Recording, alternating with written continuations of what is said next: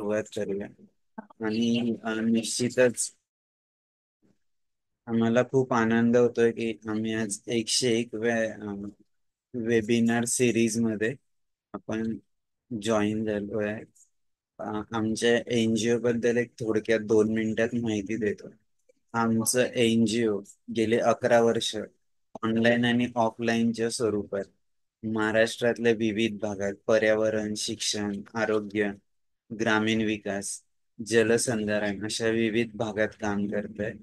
गेल्या 11 वर्षात आम्हाला जी समाजाची सेवा करण्याची संधी मिळाली त्याबद्दल निश्चितच आम्हाला खूप अभिमान वाटतो.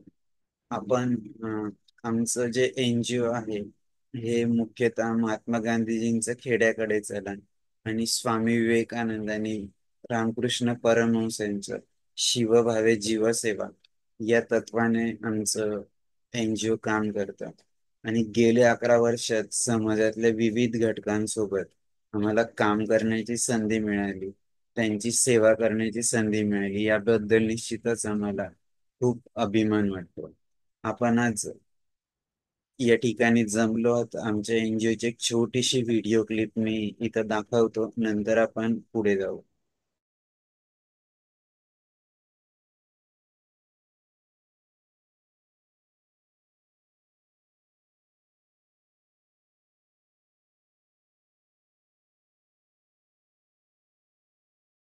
युग में हम चरित्र निर्माण न भूले, स्वार्थ साधना की आंधी में वसुधा का कल्याण न भूले। माना अगम गाध सिंधु है, संघर्षों का पार नहीं है, किंतु डूबना मझधारों में साहस को स्वीकार नहीं है।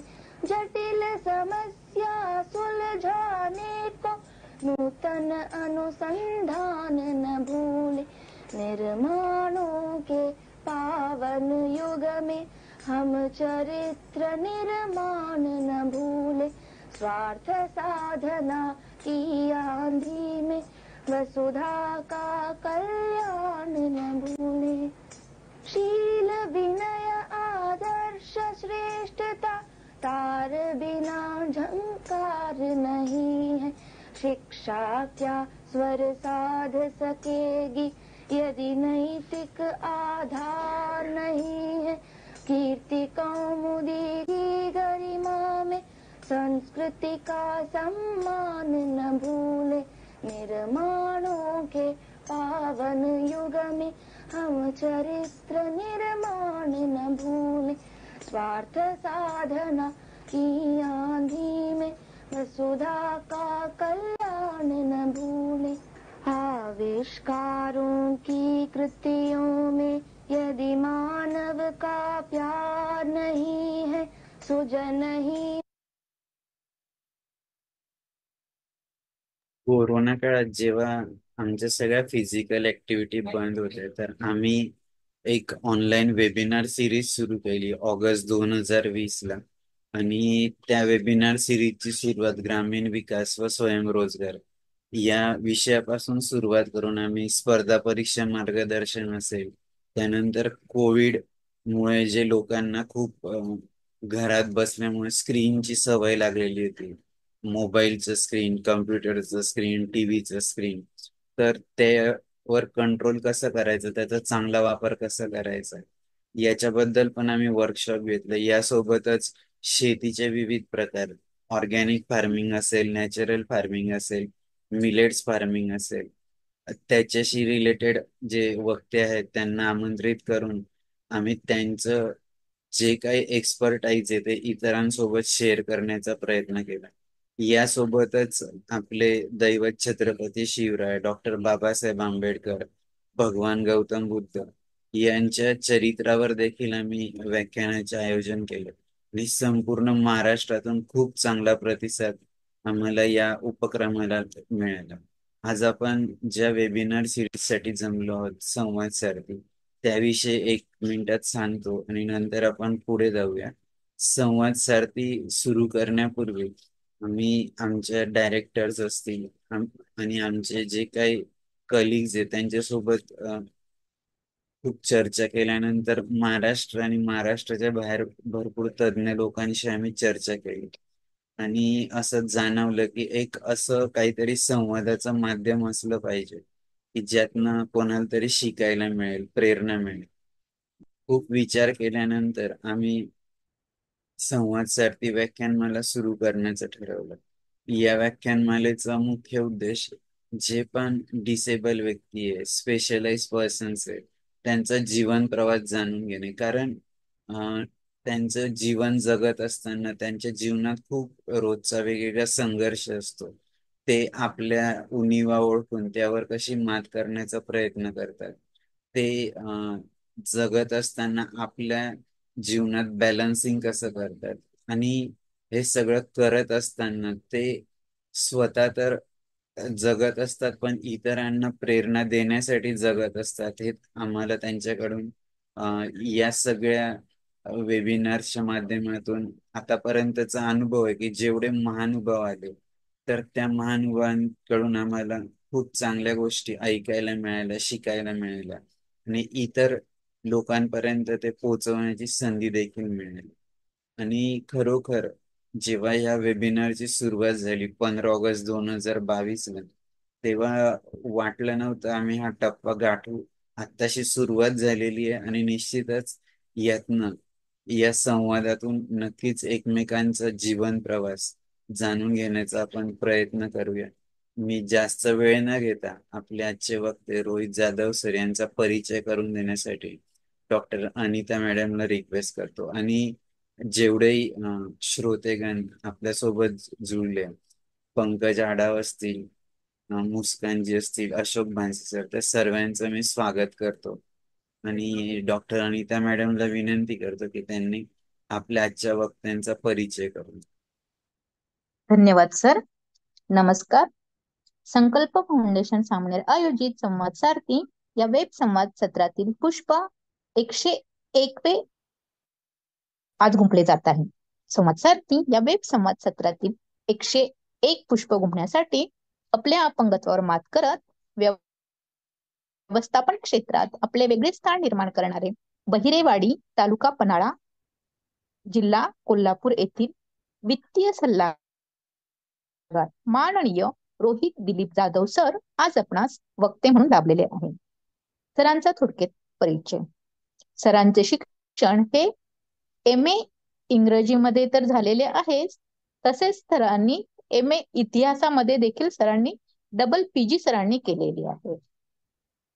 सरांनी मार्केटिंग मॅनेजमेंट बृहत मुंबई येथे सर सध्या कार्यरत आहेत. तसेच सरांनी शिवसमर्थ असोसिएशन कोल्हापूर येथे HR आणि मार्केटिंग सल्लागार म्हणून देखील सरांनी काम केलेले आहेत. त्याचबरोबर पुणे येथे देखील सरांनी वित्तीय सल्लागार व्यवस्थापक म्हणून देखील सरांनी काम केलेले आहे. सर सामाजिक सेवामध्ये देखील सरांचा सक्रिय सहभाग असतो.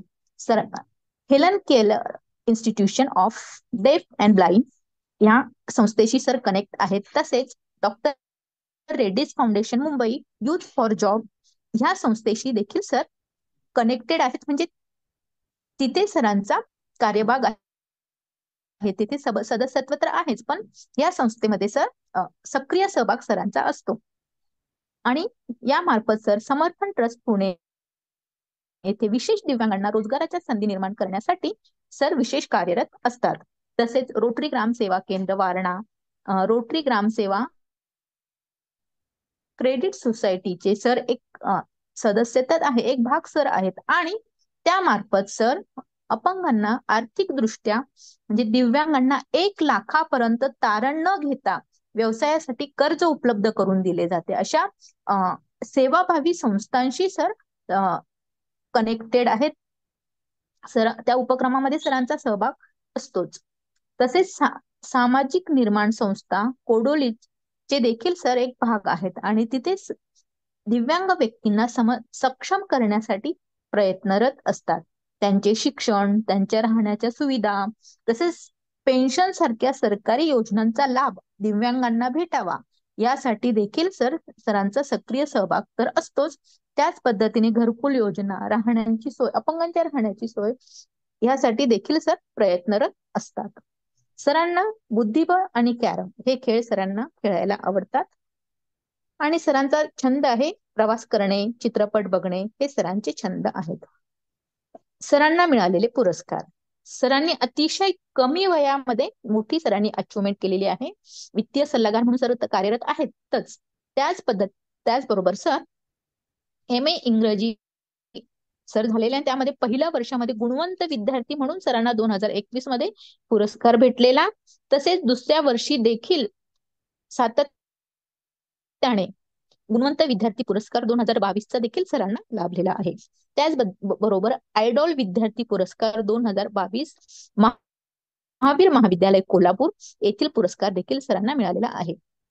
त्याचबरोबर प्रेरणादायी विद्यार्थी पुरस्कार 2022 विवेकानंद कोल्हापूर यांच्याकडून सरांना हे आपले वक्ते जीवन प्रवास या विषयावर आपल्याशी संवाद साधणार आहेत. चला तर मग आपणही संकल्प फाउंडेशनच्या संवाद सारथी या वेब संवाद उपक्रमात सहभागी होऊया आणि अडथळ्यांवर मात करत पुढे जाण्यासाठी नवीन ऊर्जा मिळूया. तर अधिक वेळ न घेता मी पुढील सूत्रे माननीय विशाल सरांकडे सोपविते. धन्यवाद. डॉक्टर अनिता मॅडम, मी जास्त वेळ न घेता आपले आजचे वक्ते रोहित जाधव सर यांना विनंती करतो की त्यांनी त्यांचा जीवन प्रवास आमच्या सोबत शेअर करावा. Welcome sir. नक्कीच नक्कीच. सॉरी. Welcome sir. तुम्ही तुमचा हो, प्रवास थँक्यू सुरू थँक्यू. करा. या. नक्कीच नक्कीच नक्कीच. सर्वप्रथम डॉक्टर अनिता मॅडम यांनी जी उत्कृष्ट असं एक इंट्रोडक्शन दिलं त्याबद्दल तुमचं मी छोटंसं आभार मानू इच्छितो. आणि विशाल सरांच्या एवढ्या विशाल कामाचं पण मला कौतुक करायचं आहे. लाईक आय जितकं मला समज आहे त्यानुसार तुमचे वडील मिस्टर अशोक सर आणि ते ऍक्च्युली आपले प्रेसिडेंट होते, राईट? दोघं मिळून ह्यांनी हे चालू केलेलं संकल्प फाउंडेशन 11 वर्षात जी तुम्ही उंची गाठलेली आहे या कार्यक्रमाच्या मतलब तुमच्या समाजाच्या प्रती कामाच्या माध्यमातून ते खरोखर वाखाणण्याजोगं आहे. त्याबद्दल मी तुमचं फर्स्ट ऑफ ऑल कौतुक करतोय. सेकंड थिंग, मी ऍक्च्युली तुमचा आता एक प्रार्थना वजा एक गीत ऐकलं ज्यामध्ये तुम्ही म्हटला चरित्र निर्माण ना भुले. तर मला वाटतं खरंच ही ऍक्च्युली काळाचीच गरज आहे. चरित्र आहे तर सगळं आहे आणि बाकीच्या ज्या गोष्टी आहेत त्या चरित्राभोवती तुमच्या फिरत असतात. असं एक माझं वैयक्तिक मत आहे ऍक्च्युली. आणि मला फार आवडलं ते. थँक्यू. मला ते ऐकण्याची संधी उपलब्ध करून दिली त्याबद्दल. सो हे आपलं संवाद सारथीचं हे 151 ऍक्च्युली सत्र, बरोबर? तर इतकी मोठी अचिव्हमेंट तुम्ही करू शकला. 100 सत्र करणं is not a joke actually. 100 जणांना कन्व्हिन्स करणं, 100 जणांचे विचार एकत्रित करणं, 100 जणांचे वेगवेगळे विचार इम्प्लिमेंट करणं आणि ते समाजासाठी प्रेरणादायी असं ते एका प्लॅटफॉर्मच्या थ्रू समाजाला देणं, हे ऍक्च्युली क्रिटिकल काम आहे. It is not that easy की आणून कोणाला तर बसवलं, बोलला आणि गेला. आय डोंट थिंक सो हे इतकं इझी आहे. तर मी तुमचं अप्रिशिएट करतो या सगळ्या तुमच्या संकल्प टीमचं. So without wasting a time मी माझ्या इंट्रो पासून चालू करतो. ऍक्च्युली डॉक्टर मॅमने आजची खूप छान इंट्रो दिला. बट मला ऍक्च्युली थोडंसं ऍडिशनल द्यायचं होतं. माझं नाव रोहित जाधव आणि मी पन्हाळा तालुक्यातून बहिरेवाडीतून एका गावामधून येतोय. तो गांधीजींचं जे ब्रीद होतं, गावाकडे चला खेड्याकडे चला, तो त्याच्या अगेन्स्ट जे संकल्प फाउंडेशन खरंच गावाकडे आले, आमच्या गावाकडे आले. ऍक्च्युली मी खूप रुरल एरियातून येतो. तर मी ते आलोय. आणि माझ्या फॅमिली विषयी म्हटलं तर माझ्या घरी ऍक्च्युली आता 6 सदस्य आहेत टोटल. आमचे आई बाबा, माझा एक लहान भाऊ आहे. Plus in a June I got married. So माझ्या miss Dhanashree is available on call. And माझ्या मिस्टरांच्या मिसेस. असा 6 जणांचा आमचा छोटासा परिवार राईट नाव आहे. आम्ही थोडासा प्रयत्न करतोय फॉर बेटरमेंट. देन आता जीवन प्रवास, ऍक्च्युली मी हे लेबल का दिलं, ऍक्च्युली कसं आहे, जीवन प्रवासामध्ये प्रत्येकाची वेगवेगळी कथा आहे, डेफिनेटली आहे. आणि ती मांडायला पण ना माणसाला वाटतं की ती कुठेतरी एक्सप्रेस व्हावं. बट प्रॉब्लेम हा आहे की ह्या मॉडर्न काळात ते ऐकायला कुणाला वेळ नाहीये. तो मी म्हटलं, जर प्रॉपर आपला वक्ता येतोय ज्याला खरंच काहीतरी दुसऱ्याचे विचार ऐकायचे आहेत, तर तो राईट पर्सन आहे ज्याच्या समोर आपण ते व्यक्त होऊ शकतो. जसं की समोर असलेली मंडळी आहेत, त्यांना कोणी बोलवलेलं नाहीये की तुम्ही आलंच पाहिजे, ते त्यांच्या मनाने आले. सो ते ऐकण्यासाठी आले. So that's why me actually हे केलं, म्हटलं कुठेतरी एक आपण त्या कोपऱ्यात ज्यात आपण सगळं साठवून ठेवलंय थोडस व्यक्त व्हावं, या दृष्टीने मी ते लेबल केलेलं, लेबलिंग दिलेलं. आणि त्याच्यात अंडर मी आता तुम्हाला थोडस मी जास्त नाही वेळ घेत, तुम्हाला मी सांगू इच्छितो. तर ऍक्च्युली मी माझ्या बालपणात जर जायचं म्हटलं, बालपणात गेलो असता, जन्म आमचा खूप छान झालेला, खूप छान सेलिब्रेशन केलेलं फॅमिलीमध्ये, मुलगा जन्माला आला, मुलगा जन्माला आला, that is fine. But actually मागल्या 27-28 वर्षाचा विचार करता कोणतंही कुटुंब कम्पॅरेटिव्हली आजच्या इतकं फायनान्शियली सुदृढ नव्हतं, की म्हणजे मी मध्यम क्लास विषयी बोलतोय आणि लोअर मिडियम क्लास, की त्याच्यासाठी आपण एक बेटर फॅसिलिटीज अवेल करून देऊ शकतोय. मग ते शैक्षणिक दृष्ट्या असू दे, मेडिकल दृष्ट्या असू दे, किंवा इतर कोणत्याही दृष्टीने असू दे. सो माझ्यासोबत पण थोडासा छोटासा इन्सिडेंट असा झाला ज्याला आपण एक बॅड इन्सिडेंट म्हणू शकतोय. लाईक मी असताना, ऍक्च्युली मी असतो असेल मी एक दीड वर्षाचा असताना मला ऍक्च्युली संध्याकाळचा ताप यायचा. आणि सकाळी उठेपर्यंत तो ताप पुन्हा निवळायचा, म्हणजे कमी व्हायचा. तो त्यामुळं घरच्यांना समजू शकलं नाही की मला ताप येतोय जातोय. बट समहाऊ आईची एक माया असते, आईनं ते काळजी करते वेळी तिला ते जाणवलं की मुलाला ताप येतोय संध्याकाळचा आणि सकाळी तो निवळतोय. आणि असे बरेच दिवस घडत असताना बघितल्यानंतर त्यांनी मग डॉक्टरला दाखवलं, पण डॉक्टरला दाखवते वेळी मला ताप वगैरे काय नव्हता. सो डॉक्टरनं नॉर्मलच आहे म्हटले, काही इश्यू नाही याचा, तुम्ही जाऊ शकता घेऊन. असं बरेच दिवस ताप आला गेला, ताप आला गेला. आणि ऍक्च्युली आईनं पण सातत्याने डॉक्टरांकडे मागणी केली, काहीतरी उपचार करा, ताप येतोय, इतकं खरं आहे, तुम्हाला नाहीये जाणवत कॉज आपण सकाळचं बघतोय तोपर्यंत तो निवळलेला असतोय. तर ऍक्च्युली हे सगळं चाललं असताना डॉक्टरांनी करायचं म्हणून माझ्या बॅकएंडला, म्हणजे माझ्या खुब्यामध्ये ऍक्च्युली इंजेक्शन दिले, जे की ऍटलिस्ट मुलं 5 वर्षाची होईपर्यंत कधी देऊ नयेत असं डॉक्टरांचा एक सल्ला असतो नेहमी. तर दिल्यामुळे, खुब्यात दिल्यामुळे, इंजेक्शन दिल्यामुळे ना कंटिन्युटी त्यामध्ये राहिली. थोडे इंजेक्शन दिले दिले दिले आणि त्यामुळे मला थोडस माझ्या मणक्यामध्ये ना एक कायमचा गॅप निर्माण झाला. आणि त्यामुळे माझ्या मणका जो आहे तो कमकुवत झाला. आणि मग ऍक्च्युली मी उभा राहीत होतो, चालत होतो, हे सगळं ठीक होतं. पण त्यानंतर मी जे बसलो, ते मग बसलोच, थँक्स टू द डॉक्टर्स, पण ते बसलो. मग झाले, मग ऍक्च्युली मग झाला तिथून पुढे मग प्रवासच सुरू झाला ऍक्च्युली, की तुम्ही एक हव्यांग नसून एक दिव्यांग, म्हणजे मी त्यावेळेला होतो. मोठं झालो, आईबाबांचे कष्ट होते, त्या कष्टातून ते आपल्याला जितकं बेटर देऊ शकत होते तितकं देत होते. आणि आम्ही पण मग म्हणजे आम्ही पण लहानच तेव्हा, ऍक्च्युली आम्हाला त्याची फारशी जाणीव नव्हती की हे जो 1 रुपया येतोय, तो 1 रुपया आणण्यासाठी किती त्याच्या मागे कष्ट झालेत, किंवा ते कसा आलाय, ही आम्हाला ती वेळ त्यावेळी जाण नव्हती. त्यामध्ये अनेक गोष्टी ऍड करायच्या असली तर ऍक्च्युली माझ्या उपचारासाठी महेच 50 रुपये हवे होते. But due to financial condition माझ्या आईकडे ते पण नव्हते बरं का, आमच्या बाबांच्याकडे, आईकडे. तो तिनं मागितले दुसऱ्यांकडे की मला मला 50 रुपये हवेत. बऱ्याच ठिकाणी तिला मिळाली नाहीत 50 रुपये ऍक्च्युली. बट ठीक आहे, आई आहे ती, काहीतरी करून तिने मिळवले. आणि मग ते डॉक्टरांकडे गेले, ते इंजेक्शन घेतली आणि त्यातून हो मिसहॅप घडला. So that is fine. तो झालेली गोष्ट आहे, जास्त बोलून काय फायदा नाही, पण ठीक आहे. त्यानंतर वय वाढत गेलं, वय वाढत जात असताना कमकुवतपणा जास्त येत गेला. त्यामुळे जो बॉडीचा बॅलन्स होता आपल्या, तो बॉडीचा बॅलन्स हळूहळू कमी होऊ लागला.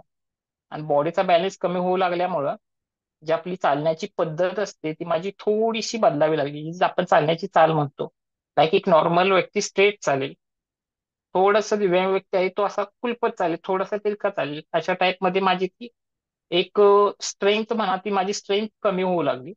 आणि स्ट्रेंथ कमी झाल्यामुळं मला आधार घ्यायला लागू लागला, किंवा मग कमरेवरती हात ठेवून थोडंसं पावलं पुढे टाकणे, हे सगळे प्रकार होऊ लागले. आणि त्यावेळी मग बाबांनी एक निर्णय घेतला की याचा उपचार करायचे. पण होपफुली अजून असा 100% ट्रस्टेड उपचार तरी कुठल्याही दिव्यांगावर किंवा कुठल्याही प्रकारच्या दिव्यांगावरती आलेला नाही की तो केल्यानंतर तो 100% क्लिअर होईल. आणि 27 वर्षापूर्वी तर मग सोडूनच द्या ह्या गोष्टी. तर हे असं झालं. मग सांगलीमध्ये एक फार नामवंत करमळकर डॉक्टर होते. आमच्या बाबांची तेव्हा एमएटी गाडी होती, सो मला ते एसटीने एमएटी गाडीवरून घेऊन जायचे तिथे उपचारासाठी. दिवसभर आम्ही वेट करायचो बाहेर. मग थोडाफार आमचा नंबर यायचा आणि आल्यानंतर आमच्या डॉक्टर आम्हाला 10 मिनिटं फक्त चेकअप करून म्हणायचे ठीक आहे या नंतर आता. सो फक्त 10 मिनिटासाठी आम्ही एनर्जी, मनी, टाइम सगळे इन्व्हेस्ट करायचे आमचे बाबा आणि मला घेऊन जायचे. तिथं बसायचो आणि येताना आमच्याकडं निराशा असायची त्या सगळ्याच्या बदल्यात. तो तरी पण ते एफर्ट्स थांबले नाहीत आमच्या बाबांचे. त्यांनी ती कंटिन्युटी सुरू ठेवली. आय डोंट नो आता मी किती वेळा तिथे गेलेलो, काउंट करणं पण इम्पॉसिबलच म्हणू शकता तुम्ही. तो तिथे काही होत नव्हते उपचार. सो असं जाणवल्यानंतर ना मग एक आमच्या वार्डा नगरमध्ये एक शाळा आहे ऍक्च्युली, आणि तिथले थोडे ट्रस्टी वगैरे आमच्या बाबांच्या संपर्कात होते. ते बोलले की आपण एक पुण्याला आपल्याकडे एक हॉस्पिटल आहे, चैतन्य हॉस्पिटल, आणि तिथे या मुलाचा उपचार होऊ शकतो. तर बाबांनी मग मी ऍक्च्युली असेल तेव्हा काहीतरी 4वी 5वीला असेल, त्यावेळी बाबांनी मग विचार केला की होतंय तर ठीक आहे, बट त्यासाठी 4-5 लाख रुपये लागतील. आय डोंट नो कसं, बट ते समाव बाबांनी मॅनेज केलेले 4-5 लाख रुपये. आणि त्याच्या थ्रू आम्ही पुण्याला गेलो. तिथं माझं ऑपरेशन झालं छान. मला असं चिरफाड झाली ते कमरेमध्ये आणि खाली टाचेजवळ. आणि डॉक्टरांनी सांगितलं की शिर ब्लॉक होती. एक सेकंड, सॉरी सॉरी, शिर ब्लॉक होती, ते आपण सुरू केले. आता रक्तप्रवाह चालू झालाय. तो होपफुली तुम्ही तुमच्या पायावरती उभं राहून चालू शकाल, तुम्ही नॉर्मल खेळू शकाल, पळू शकाल, सगळं होऊ शकाल. तेव्हा माझ्यामध्ये एक होप निर्माण झालेली की थोड्या दिवसात आपल्याला आता आपण नॉर्मल होतोय. बट महिने गेले, 2 महिने गेले, 3 महिने गेले, अँड ऍज इट इज सगळं होतं तसं. जीवनातली माझी फर्स्ट डिसअपॉइंटमेंट म्हटलात तरी चालेल, की मी तिथं अपेक्षा ठेवली पण ती पूर्ण झाली नाही, आणि तिथं माझी डिसअपॉइंटमेंट झाली.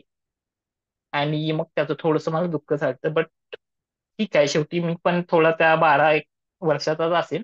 सो ते आळूच्या झाडावरती पाणी जसं असतं त्या पद्धतीचं होतं ते. थोडे दिवस झालं, टेम पडला खाली, नॉर्मल झालं. सो लाईफ पुन्हा सुरू झाली. मी शाळेला जात होतो. शाळेला जात असताना माझा माझा लहान भाऊ मयूर ज्याचं नाव आहे, तो माझं दप्तर घेऊन जायचा पुढे शाळेत. आणि मग मी त्याच्या मागणे जायचो हळूहळू, म्हणजे जसं मला जमेल जितक्या गतीनं तसं तसं मी शाळेपर्यंत पोहोचायचो समाव. शाळेमध्ये गेल्यानंतर पण मोबिलायझेशनचे प्रॉब्लेम यायचे.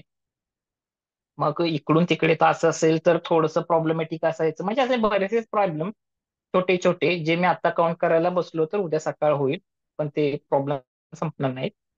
इतके छोटे छोटे प्रॉब्लेम आणि त्याच्यावरती काढण्यात आलेले उपाय किंवा तिथे केलेल्या ऍडजस्टमेंट्स, आपण थोडक्यात म्हणू शकतो, आपण ते करत चालू होतो. अशा पद्धतीनं मी ते एक मराठी शाळा गावातली होते, त्या गावातल्या शाळेत मी 7वी पर्यंत माझं शिक्षण पूर्ण केलं. माझा भाऊ रोज दप्तर माझा न्यायचा, तिथं ठेवायचा. मी जायचो, बसायचो, शक्य तितकं तिथं अभ्यास करायचो आणि असेल ते असेल. इन केस मध्ये पाऊस जर पडायला लागला तर शाळा सुटल्यानंतर मला घरी येता येत नव्हतं. आणि आमचे बाबा होते शेतकरी. शेतकरी माणसाला काम नाही असं कधीच नसतं. तर आमचे बाबा असायचे शेतात. पाचचा कारखान्याचा भोंगा झाला आणि जर पाऊस असेल तर त्यांचं त्यांनीच ओळखायचं की ह्याला आणायला जायला पाहिजे. मग जिथं शेतात जर आता ते चिखलात पाय गेलेला असेल, हातात काम चालू असेल किंवा वॉटेवर काही असेल, ते तिथंच टाकायचं, घरी यायचं आणि मला न्यायला शाळेत यायचं. शाळेत पण मला ऑकवर्ड वाटू नये म्हणून सगळं रानातलं ते कपडे काढायची, व्यवस्थित फ्रेश व्हायचं, तिथं यायचं आणि घेऊन यायचं आपल्या मुलाला घरी. असं करत माझं एक प्राथमिक शिक्षण पूर्ण झालं 7वी पर्यंत. 7वी पर्यंत केला. शिक्षण माझं पूर्ण झाल्यानंतर मला एक ऍक्च्युली म्हणा की समाजातले लोक छान खूप चांगली पण आहेत बरं का समाजात. आणि म्हणून समाज पण टिकला असं मला वाटतंय. तर त्यातल्या एकाने सजेस्ट केलं की स्कूलिंग तर झालं, पुढं पण शिकवा. आमच्या बाबांना असं ते बोलले. बाबा म्हणले नाही, त्यामध्ये डाऊटच नाहीये, तो शिकणारच आहे. आणि तो शिकणार आहे, त्याला सीमा नाहीये. त्याला जिथपर्यंत शिकायचं आहे तोपर्यंत तिथपर्यंत तो शिकणार आहे आणि आम्ही शिकवणारच आहे. तो त्यानंतर एका वेल रेप्युटेड स्कूलमध्ये मी गेलो. पारणा विद्यालय म्हणतात त्याला, आमच्या इथंच आहे. जे की पन्हाळ तालुक्यातलं एक नामवंत विद्यालय आहे. तिथं त्यांनी मला ऍडमिशन घेऊन दिलं. आणि पूर्ण शाळेत 2च होते जे दिव्यांग होते. त्यामध्ये सगळ्यात अवस्था बेकार माझी. म्हणजे तो दुसरा होता, मला अजून नाव आठवतंय त्याचं, लौकिक आवटी म्हणून होता. प्रॉपर तो वारणानगरचाच. मी पण ऍक्च्युली नॉट टू फार, बहिरेवाडीतून अराउंड 1 किलोमीटर असेल ती शाळा, 1 ते 1.5 किलोमीटर. तो प्रॉपर तिथला, मी इथला. तर तिथे गेल्यानंतर ऍक्च्युली पहिले पहिले थोडे दिवस ना, मला थोडस काय म्हणतात तुम्ही, शिक्षकांकडून सिंपती आणि इतर विद्यार्थ्यांकडून काय म्हणू आता मी त्याला, माझ्याकडे शब्द नाहीये. एक तो दृष्टिकोन असतो की ही इज डिफरंट, हा वेगळा आहे थोडा. मग समहाव एक कसं आहे, समाजात जर काही वेगळं होत असेल तर तो समाज ऍक्सेप्ट करायला त्याला खूप वेळ लागतो. तर तसं शाळेमध्ये मला ऍक्सेप्ट करायला इतरांनी थोडा वेळ लागला. बट ते झालं. तो मला पहिल्यापासून सिंपतीची फार चिड होती. लाईक जर सक्षम आहे इतर दृष्टीनं, ठीक आहे. शाळेत फक्त आपण परफॉर्मन्स बेसवरती असतो. शाळेत मला रनिंग मध्ये भाग नाहीये घ्यायचा. बट येस, अकॅडमिक्स मध्ये, कॉम्प्युटर मध्ये, सॉफ्ट स्किल डेव्हलपमेंट मध्ये किंवा अदर ऍक्टिव्हिटीज मध्ये माझा सहभाग आहे. आणि तिथं काही फिजिकल स्ट्रेंथची गरज नाही. तिथं तुमचं स्किल सेट, माइंडसेट, तुमची बुद्धिमत्ता ऑल त्या सगळ्याची एक पारख होते वगैरे. सो तिथं त्याची स्पर्धा असायची. बट तिथं पण थोडस ना, म्हणजे कशाला तुला लागतं बस, आहे मी तुला पास करतो, मी देतो मार्क, असं शिक्षकांचं जेव्हा मला रिवट यायचे त्यावेळी थोडस ऑफेंड झाल्यासारखं व्हायचं मला. मग बट स्टील मी ते मागं लागून त्यांच्या करून घ्यायचो. ऍक्च्युली 3 मजली शाळा होती. वर्ग आमचे ग्राउंड फ्लोअरला, computer lab is on 3rd floor. आणि मध्ये म्हटलात तर there is no lift. But 3 माळे होते. तर मी म्हणजे ऍक्च्युली तेव्हा मग मी कोणाला तर तिथं न्यायला लावायचो किंवा मग हळू हळू म्हणजे त्यावेळेला माझी आत्ता जितकी फिजिकल स्ट्रेंथ कमी आहे त्यावेळेला तितकी नव्हती. तर that time I am able to climb. तर मी त्या शिडीवरून वर जायचो. मला जायला 15 मिनिट लागायचे तेवढ्यात. बट मी जायचो, ते क्लासेस करायचो. माळी सर आम्हाला होते त्यावेळेला. आणि संपल्यानंतर पुन्हा खाली यायचो. असं मी करत म्हणजे ठीक आहे, म्हणजे मी कंप्लेंट नाही करत. बट ते मी केलं, समहाव मला ते करू वाटलं, मी केलं. असं प्रकारे माझं 10वी पर्यंत स्कूलिंग झाले. 10वी पर्यंत स्कूलिंग झाले. मला शाळेमध्ये फार छान मित्र भेटले जे अजून माझ्या सोबत आहेत. मग ते आमचे स्कूल फ्रेंड असू देत किंवा माझे हायस्कूलचे फ्रेंड असू देत. मला फार छान मित्र भेटले ज्यांनी मला ऍक्सेप्ट केलं ऍक्च्युली ऍज इट इज. हे इम्पॉर्टंट आहे की तुमच्यामध्ये कोणताही न बदल करता जो तुम्हाला ऍक्सेप्ट करतो इज युअर बेस्ट फ्रेंड, मतलब they are your best friend only. So गर्दी नाहीये माझ्याकडे मित्रांची, बट जितके आहेत ते वर्दीचे आहेत असं मी म्हणू शकतो. तर अशा प्रकारे मी माझं प्राथमिक शिक्षण पूर्ण केलं, 10वी पर्यंत शिक्षण पूर्ण केलं. 10वीचं शिक्षण पूर्ण झाल्यानंतर कॉलेजला जायचं का नाही हा प्रश्न मला कधी पडलाच नाही. मी ऍडमिशन घेतलेलंच की मला करायचंच होतं. ऍक्च्युअली मी बीकॉम ला ऍडमिशन घेतलं, म्हणजे कॉमर्सला ऍडमिशन घेतलं 11वी 12वी करायचं म्हणून. So that time again repeat cycle repeat झाली. सकाळी माझं मॉर्निंग कॉलेज असायचं.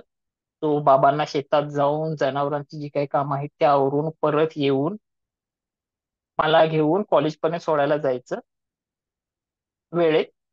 तिथं मग माझे क्लासेस करणार आणि क्लासेस झाल्यानंतर अराउंड 11:15च्या आसपास ते कॉलेज आमचं संपायचं. तेव्हा परत यायचं, मला पिक करायचं, घरी आणायचं. आणि हा एक त्यांचा रुटीनचा भाग होता. सो दॅट टाइम ते आय डोंट थिंक सो एकही दिवस कुठं बाहेर घेऊ जाऊ गेले ते मनानं त्यांचं जगू शकले वगैरे, की आम्हाला आज कंटाळा आला, मी थोडंसं फिरून येतो, मला पाहुण्याच्याकडे जायचंय, इव्हन रक्षाबंधनला मला बहिणीकडे जायचंय. तर थोडंसं त्यांच्यासाठी ते अवघड होत होतं, का तर माझी गैरसोय सोय होईल म्हणून. झाले ते गेले. मग तसं करत मी 11वी पूर्ण केली, 12वी पण पूर्ण केली. आणि असं 12वी मध्ये दैदिप्यमान यश मिळालं. मला मार्क पडले, मला 53%. 53% मार्क इज, म्हणजे आता तुम्ही म्हणू शकता 53% मार्क म्हणजे नथिंग. म्हणजे ॲबिलिटीचा विचार करता, सगळा विचार करता is nothing, is equal to nothing. But ठीक आहे, ते ऍक्सेप्ट झालं. म्हणजे मला कोणी विचारलं नाही तुला इतकेच मार्क का किंवा असं काय तसं काय, हे मला आता रिअलाइज होतं की 53 आपलं पोटेन्शियल होतं, आपण जास्त पावडू शकलो असतो, काहीतरी आपले एफर्ट कमी पडले. So that is fine. त्याच्यानंतर मग म्हटलं बीकॉम करायचं पूर्ण. बीकॉम पूर्ण करायचं असताना दॅट टाइम मग थोडंसं मीच स्वतःहून म्हटलं की मी थोडंसं डिस्टन्स मध्ये ट्राय करतो. रेग्युलरला येणं जाणं हे थोडंसं माझ्यासाठी पण अवघड होतंय. प्लस माझ्या सणामुळं घरचे पण अडकून पडतात, त्यामुळे ते थोडंसं अवघड होतं लोकांना की करणं येणं जाणं वगैरे सगळंच. तर मग मी डिस्टन्स न टाकलं. समहा मी क्लिअर केलं my first year in a B com. But in a second year तो आपला स्टॅट असतो, स्टॅट विषय ज्यामध्ये थेअरीज असतात. अँड ते ऍक्च्युली तुम्ही वाचून करतो म्हणाल इतकं सोपं ते नसतं. त्यामध्ये थोडंसं जे प्रोफेसर असतात किंवा व्हॉट एव्हर, तुम्हाला थोडा गायडन्सची गरज असते, जो मला भेटला नाही, त्यामुळं मी तिथे अडकलो. अँड मग मी ते केलंच नाही कंटिन्यू. त्यामुळं ऍक्च्युली हे माझे 2 वर्ष मी म्हणेन की ते माझे वेस्ट गेले. त्यानंतर त्यानंतर ऍक्च्युली ना 2 वर्ष मी ऍक्च्युली मी घरातच बसत होतो दिवसभर, फक्त मोबाईल बघणे, पिक्चर बघणे, व्हॉट एव्हर, म्हणजे टाइमपास करणे यू कॅन से. त्यानंतर आमचे एक मित्र आहेत, मित्र म्हणण्यापेक्षा एक तुमच्यासारखेच एक समाजातले एक सुजाण व्यक्तिमत्व आहे. त्यांचं नाव मिस्टर अभय हजारे, जे की आता प्रोफेसर आहेत ऑन कॉलेजवरती. त्यावेळी ते विद्यार्थी दशेत होते. सो ते मला म्हटले की रोहित, एक दिवस आले घरी, बोलले रोहित आपल्याला थोडंसं बाहेर जायचंय, अँड तू मी आणि तुझे बाबा. सो मी म्हटलं कुठे जायचंय, तर ते म्हटले जायचंय चल तरी. सो अनलाईकली मला ते ऍक्च्युली जायला नको होतं, बट त्यांनी थोडंसं फोर्सफुली मला नेलं. अँड आमच्या इथे एक तळसंदी नावाचं ठिकाण आहे, त्या तळसंद्यामध्ये नेलं. आणि त्या तळसंद्यामध्ये हेल्पर्स ऑफ द हँडिकॅपच्या फाउंडर नसीमा हुर्जुक दिदी चा कॅम्प चालू होता. आणि तिथं अनेक असे डिफरंटली एबल विद्यार्थी परिसरातून आलेले. ते दृश्य थोडंसं मला असं नवीन होतं, कारण मी कधी असं एका ठिकाणी इतका ऑडियन्स किंवा इतका क्राऊड बघितला नव्हता, स्पेशली एबल लोकांचा. तर थोडंसं मी अनकम्फर्टेबल झालेलो तिथं, टू बी ऑनेस्ट. बट मी तिथे गेलो, त्याने माझं रजिस्ट्रेशन वगैरे सगळं हे करून घेतलं. आणि तिथे मग चालू झालं की अशा शक्यतांवरती चर्चा चालू झाली की याचं फ्युचरमध्ये आपण काय करू शकतो किंवा ह्याला प्रॉपर गायडन्स काय. तर मला विचारलं गेलं तुला काय करायचंय पुढं. तो माझ्या डोक्यात काही क्लॅरिटी नव्हत्या की मला पुढे काय करायचंय, कारण मी स्टक होतो फॉर 2 इयर्स. सो माझ्याकडे काही क्लॅरिटीच नव्हती की मला पुढे हे करायचंय. तो मग नसीमा हुजूर दीदी बोलल्या की तू तुझं शिक्षण पूर्ण कर आणि त्याच्यासाठी तू आमच्या घरौंदा हॉस्टेलला ये. मग मी तर कधी सुद्धा एक दिवस घराच्या बाहेर राहिलेलो नाहीये. सो अनलाइकली तर मी जायचं नाही हे व्हेरी नेक्स्ट सेकंडला मी ठरवलेलं की मला जायचंच नाही.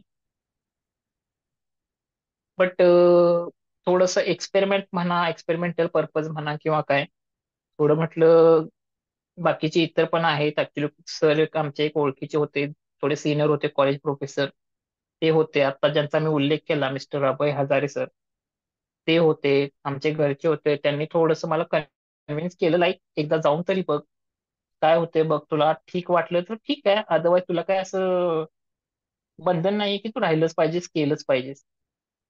सो काहीतरी चेंज म्हणून आपल्याला मी म्हटलं चला आज सुट्टीच म्हणून जाऊया. सो तिथं मी गेलो, मला सोडायला आले तिथं. तिथं मला भेट झाली माझी सुनीता पवार मॅडम यांची, ज्यांनी आपल्याला अगोदर ह्या सत्र संवाद मालिकेत त्यांचं पण जीवनव्यथा त्यांनी ऍक्च्युली जीवन कथा, आम्ही व्यथा नाही म्हणणार ती एक फार मोठी सक्सेस स्टोरी आहे. त्यांनी तिथं आपले प्रेझेंट केले आहे, बोललेले आहेत, ते आपल्या वक्ता आहेत.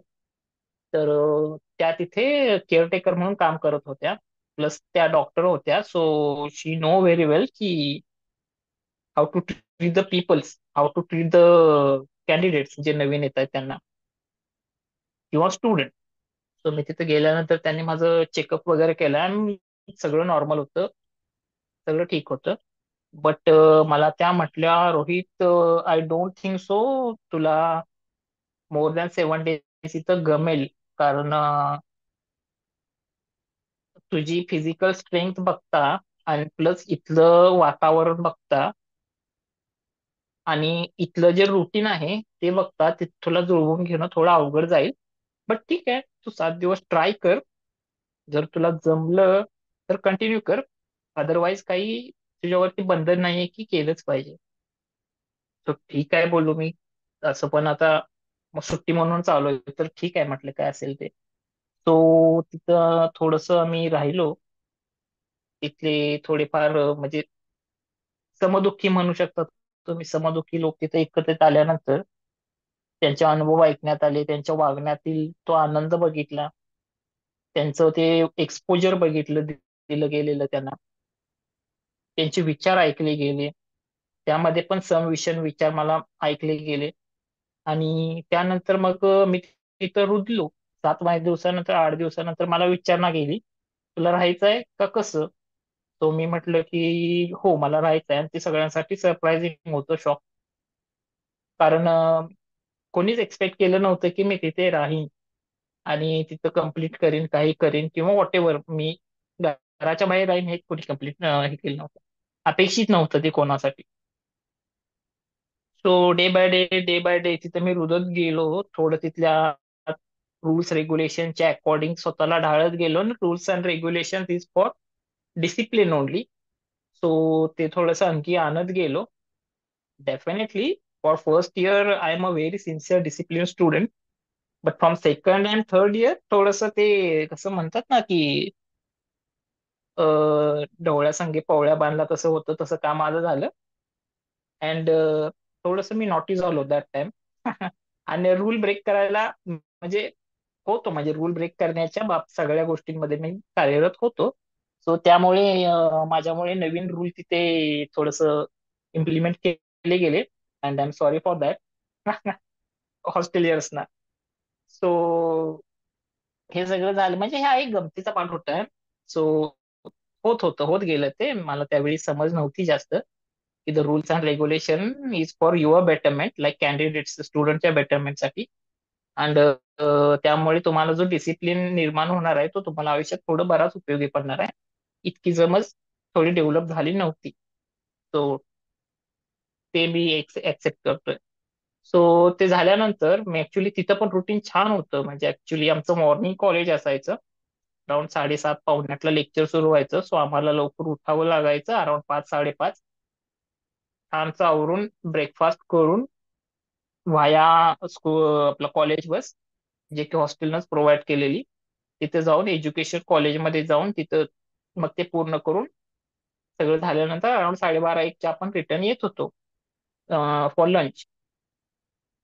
सो असं करत करत करत करत 3 वर्ष आपण मी कॉलेज पूर्ण केलं. माझं ग्रॅज्युएशन पण झालं इन इंग्लिश ओनली. आणि दॅट टाइम लागलं असंच, फर्स्ट इयर माझं गेलं कॉलेजमध्ये बरं गेलं म्हणायचं, म्हणजे ऍव्हरेज मी म्हणेन. सेकंड इयरला थोडंसं रिअलाइज झालं की you have to be better, you are better but you have to be. मग त्या दृष्टीनं थोडंसं म्हणजे आपल्या स्किल सेट वरती असू दे, एका सिरियसनेस असू दे आपल्या फ्युचरच्या रिलेटेड, किंवा एक असा एक कुठं तर म्हणतो ना लाईक एक कुठं तरी आपला स्पार्क मिळतो आणि त्यानंतर मग आपण प्रयत्न करू लागतो फॉर बेटरमेंट. तर मी ते करण्यासाठी सुरू केलं in a second year only. Second year मध्ये थोडा परफॉर्मन्स बदलला, म्हणजे ऍप्रिसिएशन येऊ लागलं. मी अनेक अनेक स्पर्धांमध्ये आमचं पार्टिसिपेशन होऊ लागलं, लाईक पोस्ट प्रेझेंटेशन असेल, कॉलेज ऍक्टिव्हिटीज असतील, कॉलेजचं एखादं इव्हेंट असेल, त्या इव्हेंटचं मॅनेजमेंट असेल, त्या सगळ्यामध्ये आम्ही थोडं प्रयत्न करू लागलो. थोडंसं मग त्यामध्ये कार्यरत होत गेलो. शिक्षकांनी पण फुल्ली सपोर्ट दाखवला की येस यू कॅन डू. त्यांनी पण फुल ऍक्सेस दिला की करा. म्हणजे तुम्हाला कॉलेजनं पण आम्हाला बॅक केलं मला. अँड विद्यार्थी म्हणजे तुम्हाला म्हटलं तसं मित्र तिथं पण मला फार छान सापडले. फार म्हणजे जे ह्याचे होते, अं, काय म्हणाले हो त्यांना मी, म्हणजे ऍक्च्युली अनएक्सप्लेनेबलच आहे तो, म्हणजे तो विषयच मैत्री असा अनएक्सप्लेनेबल आहे ना. छान छान सापडले मला तिथं मित्र. मग त्यांच्या मदतीनं म्हणा, त्यांच्या मदतीनं मी कॉलेज सोडून बाकीच्या गोष्टी पण एक्सप्लोर करायला लागलो. लाईक आउटसाइड कॉलेज जे काय असतं ते पण थोडं एक्सप्लोर केलं. मग थोडासा कॉन्फिडन्स बिल्ड होत गेला, थोडंसं एक नॉलेज बिल्ड होत गेलं. पुन्हा एक दुनियादारी बिल्ड होत गेली की हाऊ इट वर्क्स, दुनियादारी कशी काम करते वगैरे वगैरे, हे सगळं समजत गेलं. अँड मग ते ते ते एक चक्र सुरूच राहिलं. मग मी actually I never mention anywhere, but I am the university topper in BCom third BA third year in English linguistic subject मध्ये. सो ते झालं. मग ऍक्च्युली मे बी ह्याचाच ते रिअलायझेशनचा पार्ट म्हणूनच थोड्याशा मी एफर्ट्स वाढवल्या. 12वी मध्ये जे मला 53% होते, ते मला BA थर्ड मध्ये अराउंड 94% होते. तो हा जो गॅप होता तो आय गेस मला त्या डिसिप्लिन मुळेच भरता आला.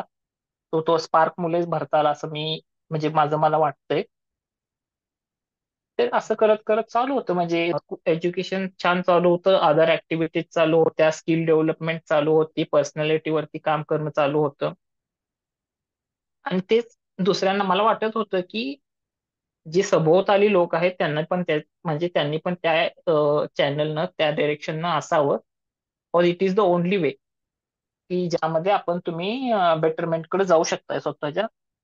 बट ठीक आहे, everyone has his own choices. थोडे सोबत आले, थोडे विरुद्ध दिशेनं गेले, सो दॅट इज फाईन. म्हणजे life is a game. So you have to win, you have to lose someone something, whatever जे काय असेल ते. तो तसं झालं. मग जे सोबत आले ते अजून सोबत आहेत, जे गेले ते आता कुठे गेलेत आय डोंट नो. मग तसं झालं. ग्रॅज्युएशन माझं पूर्ण झालं. नाव मला करायचं होतं जॉब. कॉज आय नो की आय नो दॅट ऍक्च्युली एक फ्रेज आहे, मी ऍक्च्युली ते रिकलेक्ट करू इच्छितो.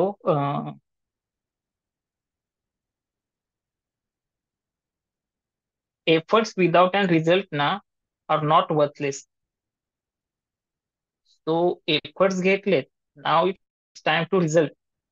तो ते थोडंसं माझ्या डोक्यात होतं आणि त्या अनुषंगानं मी ऍक्च्युली स्किल ट्रेनिंग जे असतात, लाईक आपल्या एनजीओ सारखे अजून दुसरे एनजीओज असतात जे स्पेशली एबल्ड लोकांच्या स्किल डेव्हलपमेंट वरती काम करतात.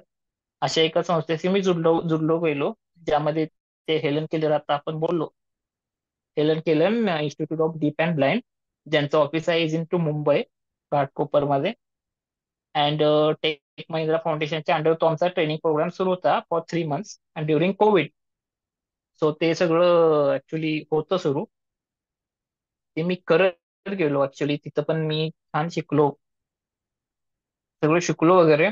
जेव्हा प्लेसमेंटची वेळ आली, त्यावेळी मी आणि माझ्यासारखे अजून 7-8 जण, अशी एक टीम होती. त्या टीमचं सिलेक्शन करण्यात आलं एका एनजीओ मध्ये.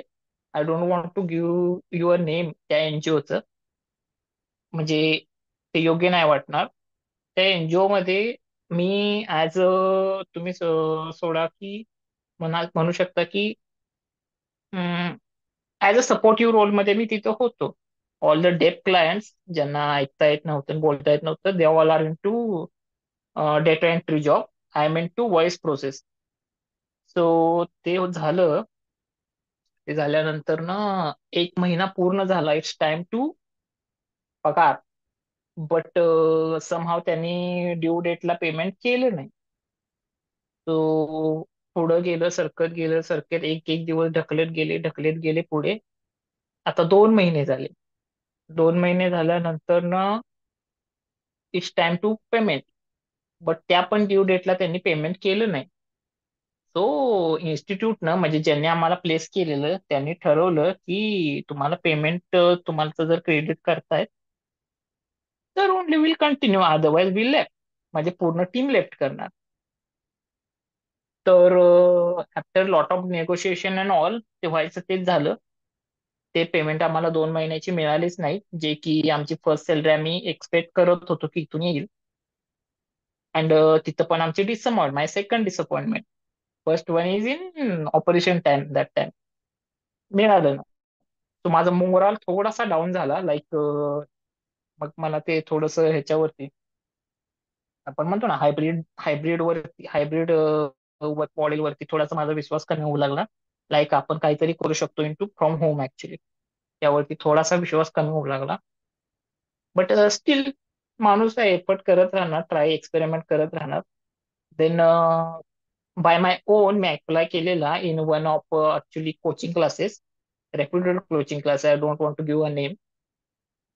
तर तिथं पण as a counsellor, student counsellor, जे जेई नीटला जे घेऊ इच्छितात ऍडमिशन, त्यांचं त्यांचं एनरोलमेंट अँड ऑल, त्यासाठी ते अगदी फेमस इन्स्टिट्यूट आहे. तिथं मी ऍक्च्युली जॉब अप्लाय केलता आणि समोर माझं ते आफ्टर इंटरव्ह्यू अँड ऑल माझं सिलेक्शन झालेलं, विच इज ऑन हायब्रिड मोड. तर तिथं पण मी 1 मंथ कम्प्लीट केला. त्यांनी मला काय पे नाही केलं. आफ्टर दॅट अजून 10 दिवस झाले, स्टील माय सॅलरी क्रेडिट झाली नव्हती. So as per past experience मला वाटलं ते आता ते होणारच नाहीये. सो मी तो पण लेफ्ट केला जॉब. अँड जेव्हा मी मागितले लाईक, तर माझी सॅलरी ड्यू आहे, त्यावेळी त्यांनी मला वावडवीची उत्तरं दिली. अँड थोडे असे दिवस गेल्यानंतर तो विषय, चॅप्टर क्लोज. त्यांनी काय मला ते पे केलं नाही. नाव आय एम शुअर अबाउट की घरी बसून होऊ शकत नाही काही तुमचं, तुम्ही जॉब करू शकत नाही, किंवा तुम्ही सोर्स करू शकत नाही इन्कम सोर्स तयार. बट अगेन, ह्युमन आहे. So hope continues. Again apply करत गेलो. देन एका मी जी आहे, आता मी एक्झाम करंट कंपनीमध्ये आहे, त्या कंपनीची जॉब पोस्ट होती. So as a telecaller, just as a telecaller मी अप्लाय केलेला. सो तिथून मला इंटरव्ह्यू साठी कॉल आला आणि मी सिलेक्ट झालो तिथे. तिथे मी जॉईन झालो in 2021, in a November. That time Diwali होती on 4th of November. My joining date is 9th. So मी तिथे जॉईन झालो.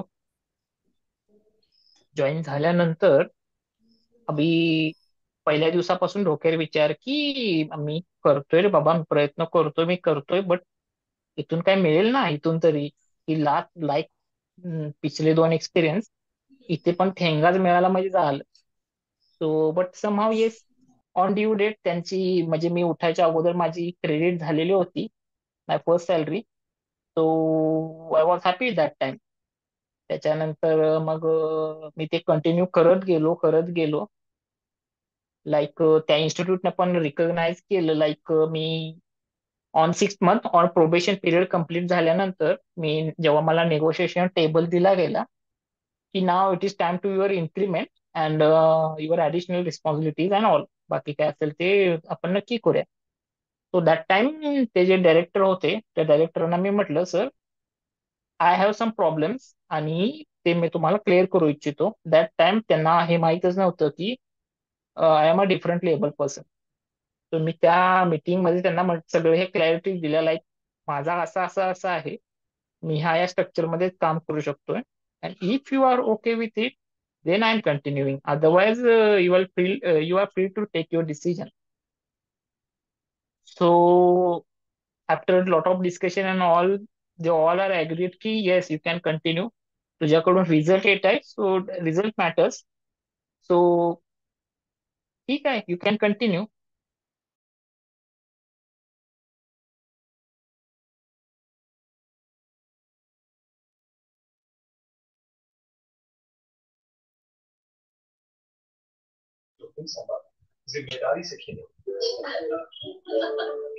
हा सर, बोला ना. Sorry sorry, yes. हो, बंद का पडलं? तुमचं कनेक्शन बंद झालं. बंद पडलं असं ते. माझं हो, आता आलं परत. तुम्ही काय बोलत होतात शेवटी ते नाही कळलं. हो, ऍक्च्युली मला थोडा नॉईज डिस्टर्बन्स होतोय फ्रॉम रणजित सर. हा, आता या, बघा. Thank you sir. Yes yes, thank you sir. So थोडंसं मी त्या नेगोशिएशन टेबलवरती होतो इन माय करंट कंपनी और ऑर्गनायझेशन. लाईक तिथे मी त्यांना एक्सप्लेन केलं, like I have some type of limitations and if you want to continue with me then only will continue, otherwise you are free decision. म्हणजे तुम्ही तुमचा घेऊ शकता निर्णय. तर त्यांना पण रिझल्टशी ते पण म्हणत होते इट इज नॉट नेसेसरी की कोणीतरी आम्हाला असा सौम्यांगच पाहिजे जो हे सगळे काम करू शकतो. तुम्ही 6 महिने डिलिव्हर केले तर you are only the eligible person, हे तुम्ही कंटिन्यू करा. तो त्यांनी मला तिथं स्कोप दिला. Now I am stick there for 3 years. Actually 3 वर्ष मी कंप्लीट करायला जातो इन कमिंग नोव्हेंबर.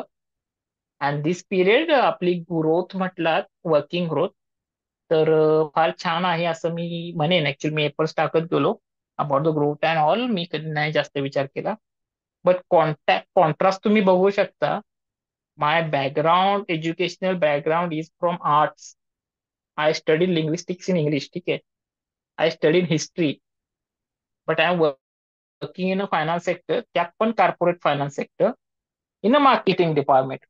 सो मग मला ते समटाइम मी बस्ट होतो की is it education really important. मतलब it is important but relevant education and all, तो थोडंसं मला कधीतरी प्रश्नचिन्ह होतो. बट फाईन, ते सगळं होत गेलंय आणि होत पण आहेच आता सध्या.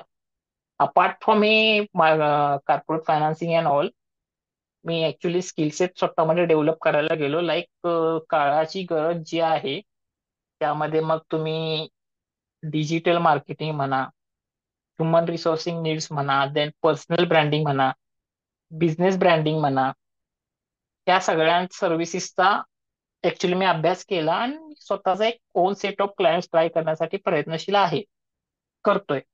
लाईक ऍज अ एंटरप्रेनर, म्हणजे मी जॉब तर डेफिनेटली करतोय, बट ऍज अ एंटरप्रेनर जर मला पॅसिव्ह इन्कम साठी काही होऊ शकतंय तर मी तो पण ट्राय करतोय. अँड होपफुली मला रिझल्ट दिसतायत. अजून पण ते बेटर होतील अशी थोडी आशा आहे. सो ऍज ऑफ नाव मी ह्या स्ट्रक्चरमध्ये सगळं मी केलंय, जगलोय आणि इम्प्लिमेंटेशन अजून पण करतोय. सो नाव मी आता थोडंसं म्हणू शकेन की तुम्ही फायनान्शियली म्हणा, मेंटली म्हणा, देन एज्युकेशनच्या पर्स्पेक्टिव्हने, देन सोशली थोडंसं मी इंडिपेंडेंट फील करतोय. And I thought this is my biggest achievement in my life. Like at the age of 27-28 मी हे सगळं फील करू शकतोय.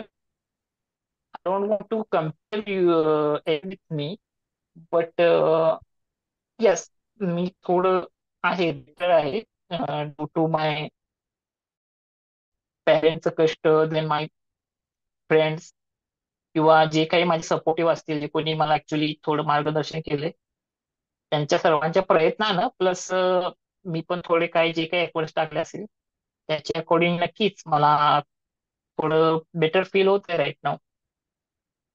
सो मी इतकं तुम्हाला बोलू शकतो माझ्याबद्दल. अँड आय वुड लाईक की तुम्हाला जर प्रश्न पडले असतील काही, तर मी माझ्या पॉइंट ऑफ व्ह्यू न त्याची उत्तरं द्यायला मला इथून पुढे जास्त आवडतील. So now I M.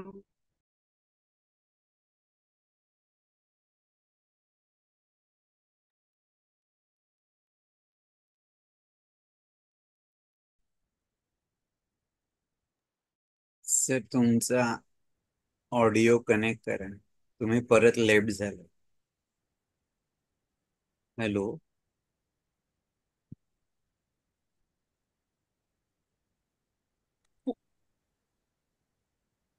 Hello sir hello. तुमचा. हा, आता येतोय आवाज. व्हिडिओ पण ऑफ झाला तुमचा. No no problem. सो इथंपर्यंत मी ऍक्च्युली बोलू शकतोय म्हटलं. I have nothing.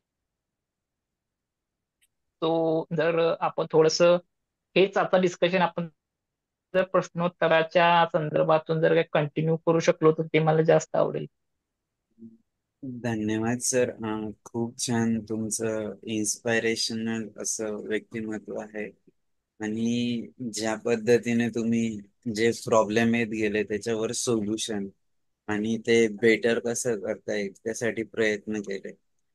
सर या सगळ्या जीवन प्रवासात तुम्ही तर बरेच प्रसंग सांगितले, तरी असा कुठला प्रसंग आहे की जो कधी तुम्ही विसरू शकत नाही, खूप आनंद झाला होता त्या दिवशी किंवा त्या क्षणाला, की जो आजही विसरू शकत नाही?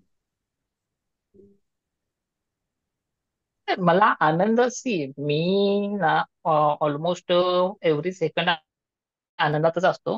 तो मी तुम्हाला माझी एक ऍक्च्युली माझ्या मनात एक खंत राहिली ती मी तुमच्यासोबत शेअर करतो. आणि इफ आय एम रिकलेक्ट मी तुम्हाला हॅपी मोमेंट पण शेअर करेन. ती मी होतो 7वीत बरं का, 7वीत होतो मी. आणि तेव्हा शाळेच्या स्पर्धा व्हायच्या, इंटरशालेय इंटर स्कूल कॉम्पिटिशन, ज्या की केंद्र स्तरावरती, then जिल्हास्तरावरती, राज्यस्तरावरती अशा त्या बायफरकेट असायच्या त्या गोष्टी. सो दॅट टाइम आम्ही केंद्र म्हणजे आमचं एक हे होतं ऍक्च्युली समूह नृत्य होतं, ज्यामध्ये गायक, वादक आणि जे नृत्य करणारे होते म्हणजे आम्हीच क्लासमेट सगळे ते एकत्रित होतो. दॅट टाइम आम्ही केंद्रावरती आमचं थोडस हे झालं. आम्ही आम्हाला फर्स्ट रँक मिळाला आणि नाव आम्हाला जायचं होतं जिल्हास्तरीयला. तो शाळा बोलली की आपल्याला ह्या तारखेला जिल्हास्तरीयसाठी आपल्याला जायचं आहे ह्या शाळेमध्ये, इथे ह्या दुकानला, ह्या लोकेशनला. तो येताना तुम्ही पैसे घेऊन या, 40-40 रुपये घेऊन या, आपल्याला भाडं द्यायचं आहे गाडीचं. सो त्यात टाइम मी घरी आलो आणि म्हटलं असं असं करायचं आहे, जायचं आहे आम्हाला थोडंसं, अँड 40 रुपये हवे. सो दॅट टाइम मला ते नव्हते मला देऊ शकले नाहीत म्हणा. त्यामुळे मला ते ऍक्च्युली आईने थोडेसे जितके काय होते ते थोडस असं गोळा केले आणि एका हात रुमालामध्ये असे बांधून दिले, कुठेतरी पडतील, ड्रॉप होतील या उद्देशानं. आणि ज्यावेळी आम्ही त्यात बसतो गाडीमध्ये, आम्ही प्रवासामध्ये चाललो असताना जे आमचे शिक्षक होते ते बोलले की बाळून पैसे का आपण गोळा केले ते आपल्याला पे करावे लागतील ड्रायव्हरला. तो सगळ्यांनी आपले पैसे दिले. अँड ज्यावेळी माझ्याकडे मागणी करण्यात आली तेव्हा अराउंड माझ्याकडे 9-1 रुपये होते, जे की इथून तिथून गोळा केलेले दिलेले मला, आणि जे की ह्यामध्ये होते, हातरुमालामध्ये बांधलेले होते. तो सगळे 40 रुपये देत होते. आणि जसं जसं माझ्याकडे येतील ते पैसे मागायला, तसं तसं मला थोडीशी ती भीती वाटू लागलेली की माझ्याकडे तर आय नो की माझ्याकडे पैसेच नाही द्यायला, तर मी काय देऊ. आणि जेव्हा ते माझ्याकडे मागायला आले, so that time I have no words to say ना की माझ्याकडे नाहीयेत वगैरे. सो मी ते हे सोडू लागलो. अँड ती जी हातरुमाला गाठ होती ती मी सोडू लागलो. आणि दॅट टाइम ते 9 रुपये खाली पडले. आणि ते चिल्लरचा जो आवाज झालेला तो माझ्या कानात अजून आहे बरं का त्या गाडीमध्ये. आणि मग ते गोळा केले ते चिल्लर. आणि शिक्षकानं स्वतःच माझी टिंगल उडवली की काही 9 रुपये घेऊन आलायस तू इथं. आणि त्यावेळी जे थोडे विद्यार्थी जे हसलेले ते थोडस माझ्या अजून डोक्यात आहे. आणि मी खूप प्रयत्न केले की ते मला आठवू नये. पण ते मला अजून थोडं आठवतं समटाईम. सो राईट नाव पण sorry to say but I have tears in my eyes. Just give me a moment.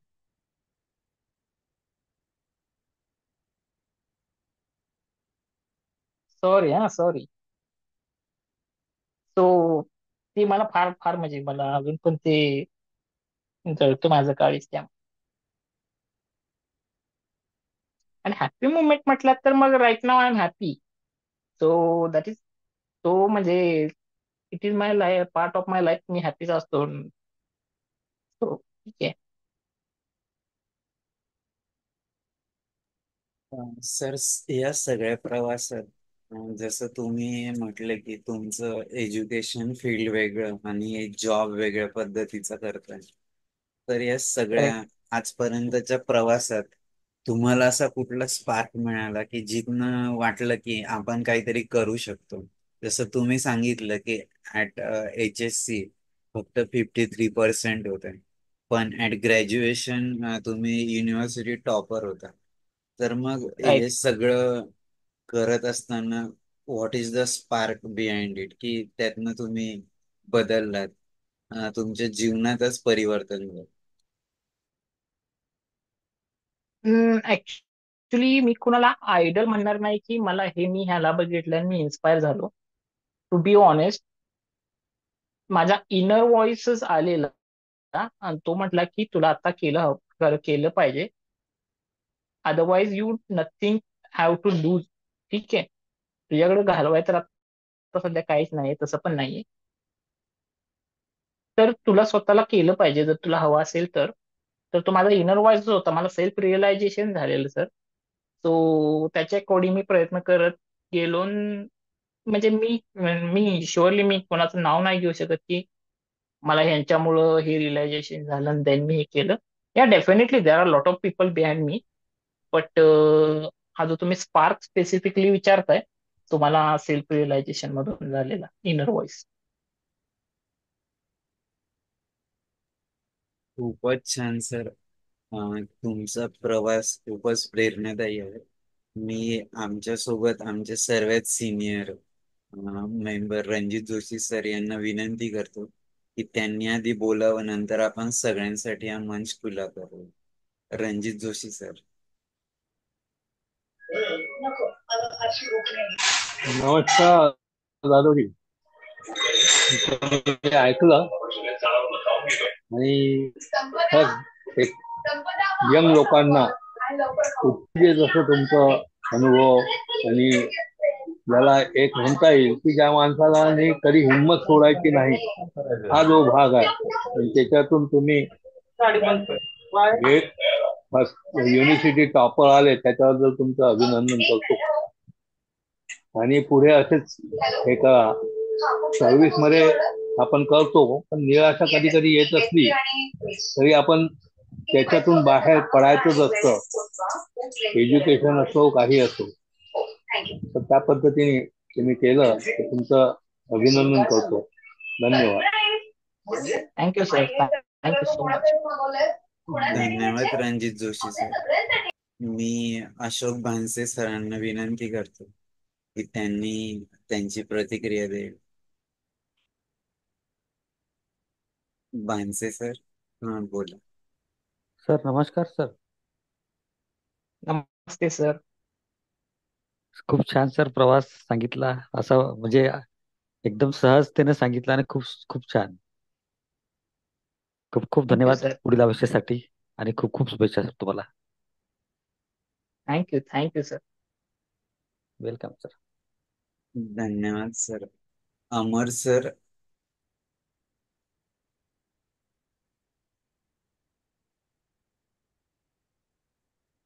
Doctor Anita madam, Anjana madam.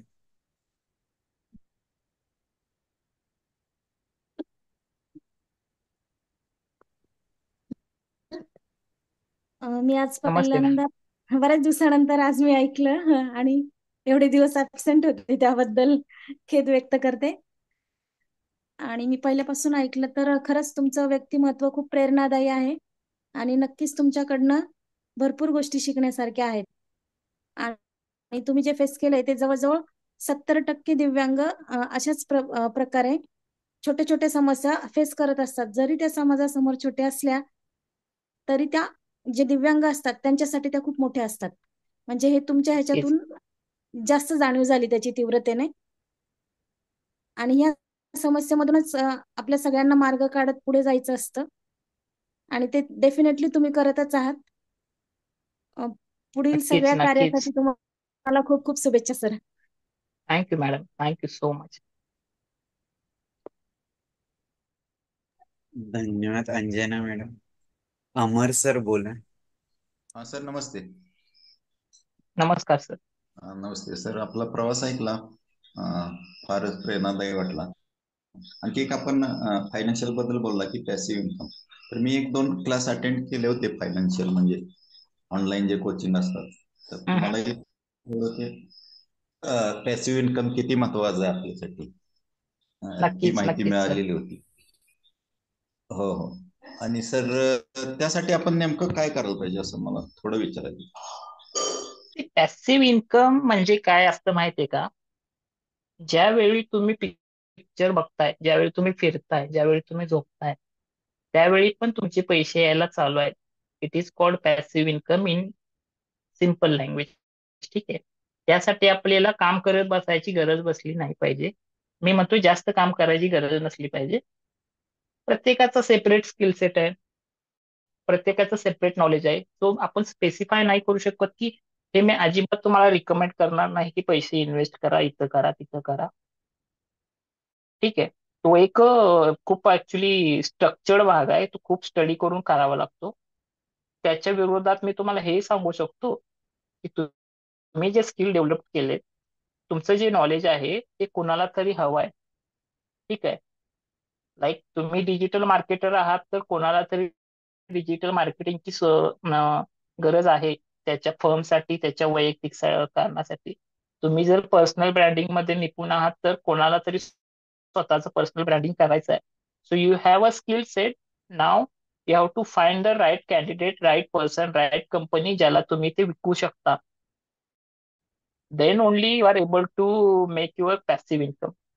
Otherwise कितीही कोर्स करा, बट इम्प्लिमेंटेशन जर आपण एक्स्ट्राचे एफर्ट लावून करत नाही तर इट इज बिट डिफिकल्ट की ते थोडंसं आपण चालू करू शकेल बाय युअर ओन. तो माझं मत असं क्लिअर मत आहे यावरती सर.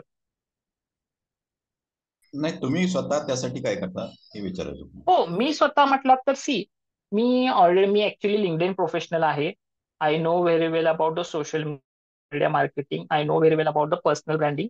माझ्याकडे HR सोल्युशन्स आहेत. ऍज अन ऍडवायझरी सर्व्हिस मी कॉर्पोरेट्सना रिक्रुटिंग प्रोसेसमध्ये आणि मार्केटिंग स्टेपमध्ये थोडासा प्रयत्न करतोय आणि मी ती सर्व्हिस अवेल करून देतोय. सो येस, मी ऍक्च्युली ऍज अन ऍडवायझर एका आपलं काय बोलतात त्यांना, प्रोप्रायटरला मी ह्या सर्व्हिसेस अवेल करून दिल्या आहेत. I earn a good amount from them. मी आणि एक आमचे पुण्याचे CA होते, त्यांना त्यांचे डिजिटल मार्केटिंग मध्ये मी ट्राय मतलब त्याच्या ग्रोथसाठी पेज रीच वाढवण्यासाठी प्लस त्यांचं पर्सनल ब्रँडिंग अँड ऑल तिथे त्यांना मी मदत करून दिली. I got good income from them. So it is totally based on your skill set. माझ्याकडे हे स्किल सेट आहेत आणि ना आय एम राईट नाव, म्हणजे कालपर्यंत पण मी ऍक्च्युली मला एक कसा क्लायंट एखादा नवीन सापडेल ज्याला मी मिनिमम टाइम इन्व्हेस्ट करून मॅक्सिमम आउटपुट काढू शकेन अशा प्रयत्नामध्ये, शोधामध्ये होतो. काल सुद्धा मी प्रयत्न केले. सो ती एक ऍक्च्युली प्रॅक्टिसचा भाग आहे. तुम्ही ते करणं गरजेचं आहे सर. आपल्याला कोण येऊन समोरून इन्क्वायरी करणार नाही की तुला जर छान बोलता येतंय तर तू काउन्सिलिंग मध्ये ट्राय कर. जर आपल्याला माहिती आपल्याला छान बोलता येतंय तर तुम्ही तुमचा ऑडियन्स शोधला पाहिजे. लाईक ह्यांना गरज आहे काउन्सिलिंगची, सो समोरून अपॉर्च्युनिटी आहे तर अपॉर्च्युनिटीला जाऊन पुढे विचारा की मी तुला हे सोल्युशन देऊ का. नाही की तुम्हाला कोणतरी विचारेल की तुला येतं तर मला देशील का. म्हणजे मी इन जनरल बोलतोय.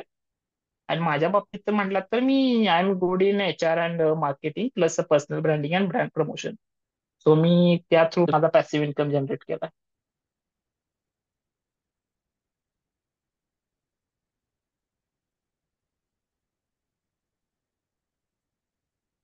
आय होप म्हणजे मी क्लिअर करू शकलोय. Okay okay sir. Thank you sir. Thank you Amar sir. Doctor Anita madam.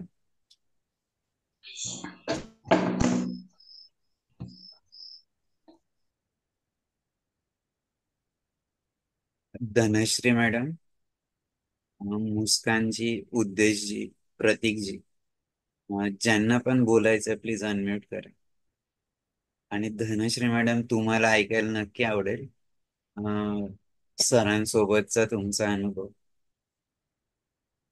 Please unmute करा.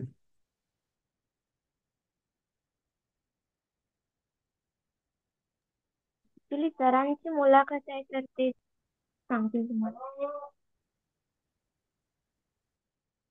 मॅडम आवाज नाही आला तुमचा.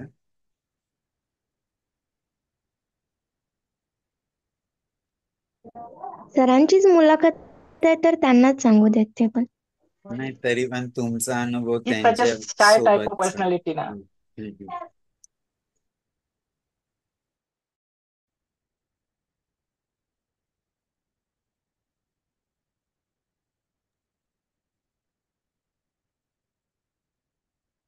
प्रतीकजी, उद्देशजी.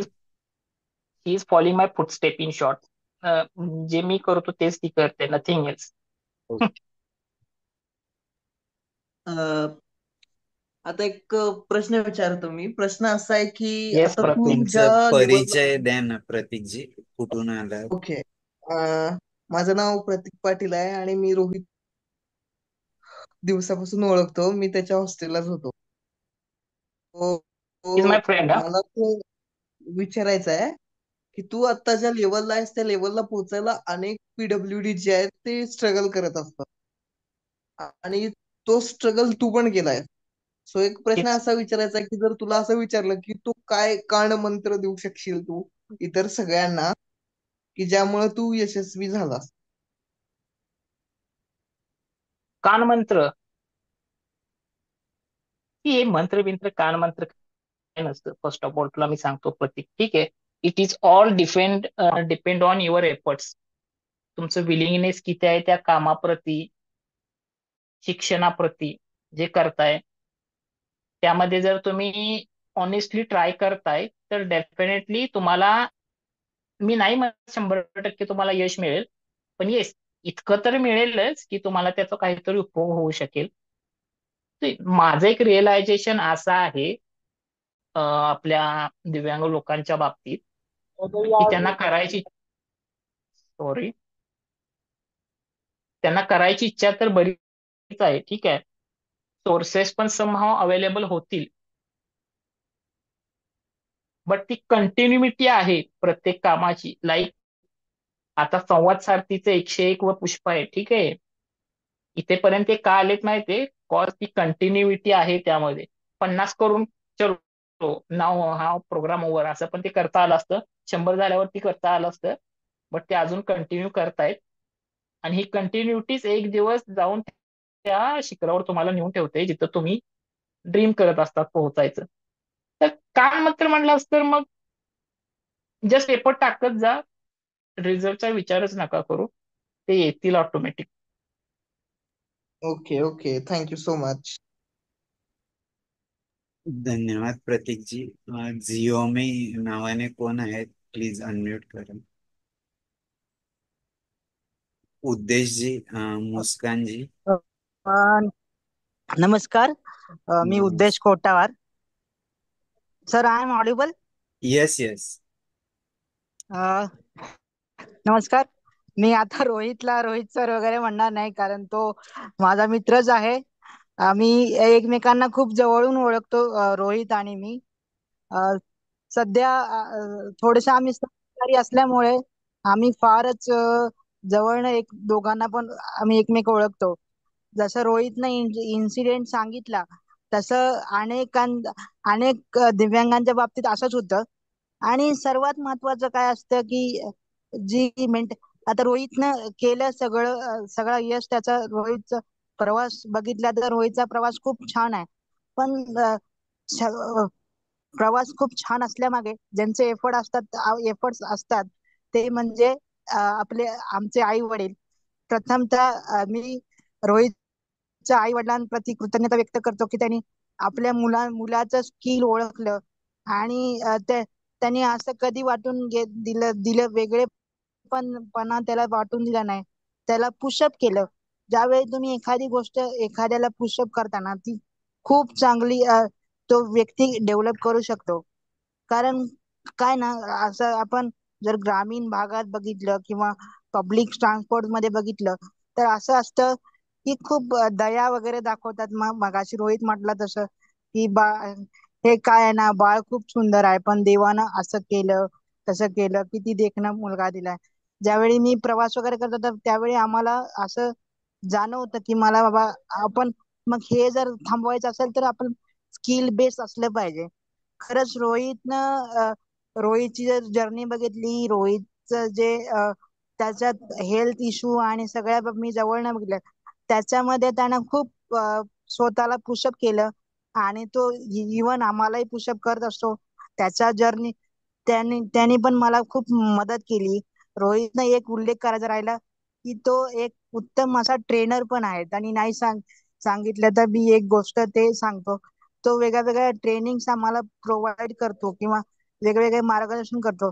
आमची जी ऑनलाईनची कामं वगैरे होती ना कॉलेजमध्ये ज्यावेळी आम्ही असायचो तेव्हा आम्हाला आता ऑनलाईन मध्ये जेव्हा कोविड काळ चालू होता की सगळे तेव्हा घरी बसून आमचे स्कॉलरशिपचे फॉर्म असतील किंवा वेगळी वेगळी इन्क्रुडमेंट असेल किंवा जॉब संबंधी जे काही असेल तर तो आम्हाला शेअर करतो. किंवा आम्ही त्याला रात्री 12 जरी वाजले तेव्हा रोहितला इमर्जन्सी कॉल केला, अरे रोहित आपल्याला असं असं करायचं आहे, तर तो कधीही आम्हाला नाही म्हटला नाही.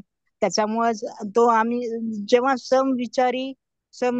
समविचारी आणि समदुखी जेव्हा एकमेकांना समजून घेतात ना त्याच वेळी फ्रेंडशिप बिल्डअप होऊ शकते. आणि त्याच्यानंतर असं म्हटलंय ना की एकमेका सहाय्य करू आणि अवघे घडू सुपंथ.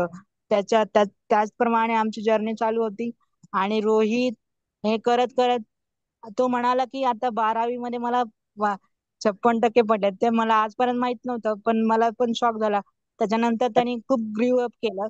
ऍक्च्युली तो नंतर त्यांनी अजून एक मोठा उल्लेख केला नाही की तो ज्यावेळी लास्ट इयरला होता त्याच्यानंतर तो कॉलेजचा आयडियल स्टुडंट पण राहिलेला आहे. त्यांनी ते इन्क्लूड नाही केलं त्याच्यात. पण त्याच्यामुळे मी सांगतो की तो आयडियल स्टुडंट आहे. आणि तिन्ही वर्ष वर्गामध्ये तो टॉपर होता. आणि बऱ्याच लोकांना त्याने किन्वास करून काउन्सिलिंग करून त्यांनी पुशअप केलेला आहे. आता मलाही त्यांनी पुशअप करून स्किल बघून मी आता ग्रॅज्युएशन माझं त्याच्या सोबत झालं. म्हणजे ग्रॅज्युएशन करताना त्यांनी बघितलं. आता ग्रॅज्युएशन झाल्यानंतर मी जळगावला आहे एमपीएससी करतोय. तर तो पण मला भरपूर मदत करतो. ज्यावेळी आपण स्किल दाखवतो ना कुठली तरी जे की इनर पॉवर माझ्या जेव्हा आम्ही दाखवतो आमच्यातली त्यावेळी समाज पण आमच्या पुढे येतो आणि आम्हाला जी वाटेल ते मदत करतो. रोहित बद्दल सांगायचं असेल तर आपल्याला खूप काही आहे पण खूप वेळ कमी आहे. तो एक म्हणजे काउन्सिलर म्हणू शकतो, एक ट्रेनर म्हणू शकतो. खूप काही स्किल आहे त्याच्याकडे. आणि तो एक कम्प्युटर नॉलेज वेल असल्यामुळे त्याला स्किल बेस्ड असल्यामुळे तो सगळ्या गोष्टी करू शकतो. All the best Rohit. आणि तुझी असंच प्रगती हो. आणि मी सरांचे आणि या संस्थेचे पण आभार मानतो आणि अभिनंदन करतो की तुम्ही हा एक प्लॅटफॉर्म उपलब्ध करून दिलाय आणि इतरांना एक प्रेरणा दिली आहे आणि आमच्यासाठी पण मन मोकळं करण्यासाठी एक संधी दिली आहे. Thank you so much. थँक्यू धन Prateek for your kind works. Thank you. धन्यवाद. खूपच तुम्ही त्यांच्याबद्दल जे सांगितलं, त्यांच्या बऱ्याचशा बाजू ज्या त्यांनी व्यक्त केल्या नाही त्याबद्दल पण तुमचे धन्यवाद. आणि निश्चितच प्रत्येक महानुभाव इथं येतात तर ते निश्चितच नवीन गोष्टी त्यांच्याकडून ऐकायला मिळतात, शिकायला मिळतात आणि त्या इतरांपर्यंत पोहोचवण्याची संधी देखील आम्हाला मिळते. खूप खूप धन्यवाद. उद्देश मुस्कानजी, तुम्हीच राहिलात बोलायचं, अनम्यूट करून बोला. हॅलो. हा बोला ना. हा सर, मी रोहितची क्लासमेट होते हॉस्टेलमध्ये असताना. हो. आणि रोहित, तुझा जीवन प्रवास ऐकून खूप छान वाटलं. खूप प्रेरणादायी होता. आणि रोहित बद्दल बोलायचं म्हटल्यावर रोहित आमच्या हॉस्टेलचा एक असा हिरोच होता. म्हणजे काय पण असलं हॉस्टेलमध्ये रोहितला विचारा, रोहितचा सल्ला घ्या, रोहित कडून लिहून घ्या, असं सगळ्या गोष्टी चालायच्या. आणि कॉलेजमध्ये असताना पण रोहितने आम्हाला खूप सपोर्ट केलं. त्यानंतर कॉलेज लाईफ संपली, मग हॉस्टेल सोडून आलं. MA साठी पण तो खूप पुश केला म्हणा. MA ला पण खूप सपोर्ट केला त्यानं. आणि thank you Rohit, thank you so much सगळ्या गोष्टींसाठी. थँक्यू. तो हॉस्टेलचा GS होता ते एक सांगायचं राहिलं की. अभि ठीक आहे, आता झालं त्याला बरेच वर्ष. चालेल. धन्यवाद प्रतीकजी. वेलकम दिलीप सावरकर सर, तुम्ही आत्ताच आलात. तुम्हाला काही बोलायचं असेल तर निश्चित बोला. हॅलो.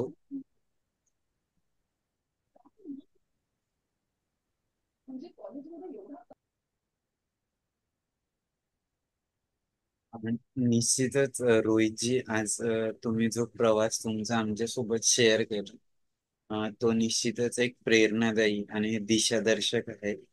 आम्ही आमच्या संपूर्ण संकल्प फाउंडेशनच्या टीम कडून आपले ऋण व्यक्त करतो.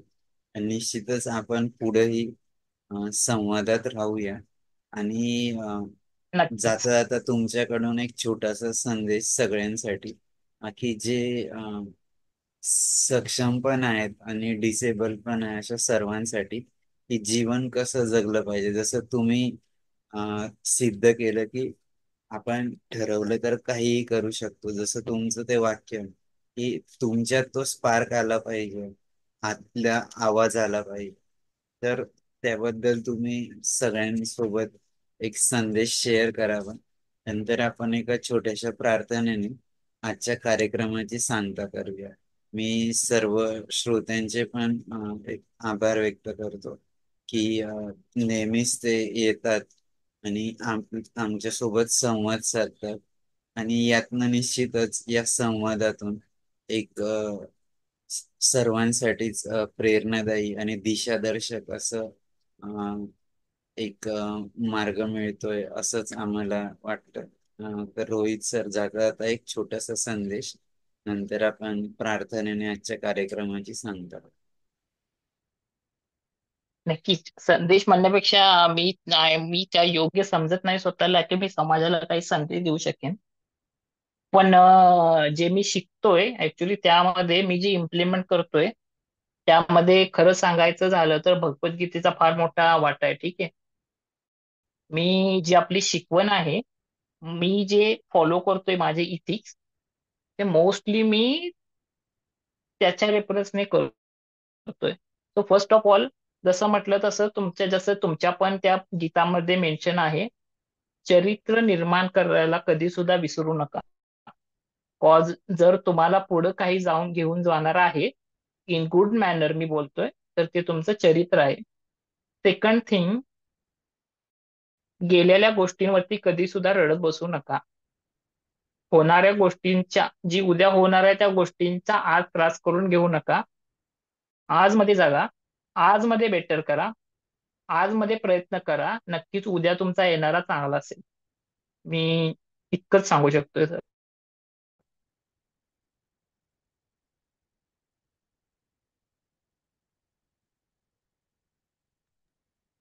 खूप खूप धन्यवाद सर. आपण एका छोट्याशा प्रार्थनेने आजच्या कार्यक्रमाची सांगता करूया.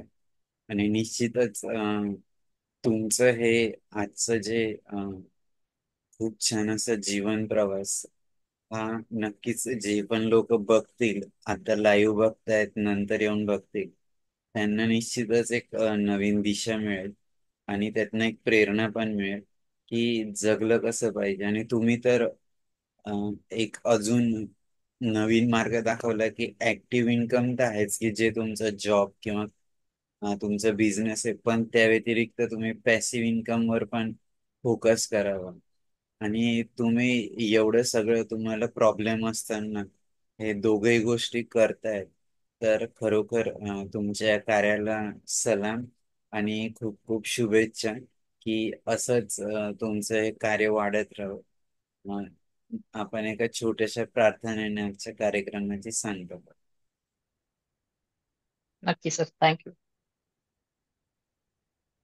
सर्वे भवन्तु सुखिनः, सर्वे सन्तु निरामय, सर्वे भद्राणि पश्यन्तु, मा कश्चित् दुःखभाग् भवेत्. ओम शांती शांती शांती.